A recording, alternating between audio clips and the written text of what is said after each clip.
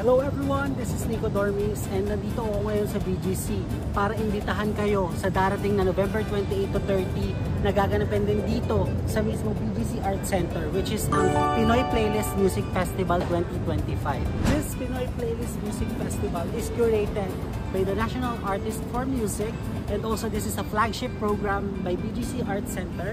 And guys, this is their 8th year and celebrate Filipino music with the different performances all over the world. So halo-halo talaga guys, genre, anything, talagang G na G tayo dito sa BGC Art Center guys. So napaka exciting ng mangyayari dito sa November 28 to 30. This is a different music, so like soloist, band, ano pa ba, duets, di ba, and many more. So napakaraming performances ang makikita nyo dito. This PPMF 2025 has a theme of halo-halo, sapin-sapin, and sabay-sabay.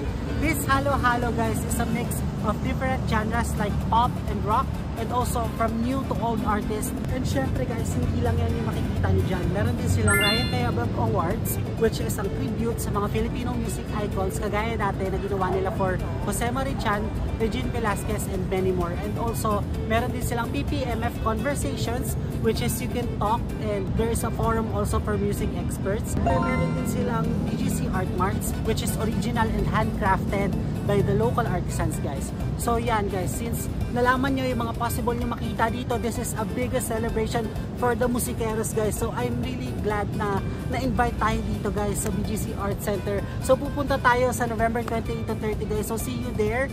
And meron pala siyang ticket, yun nga lang guys, meron siyang ticket and you can buy this ticket.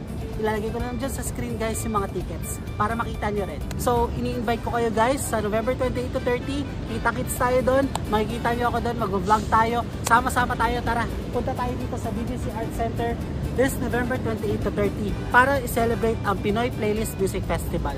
Let's go!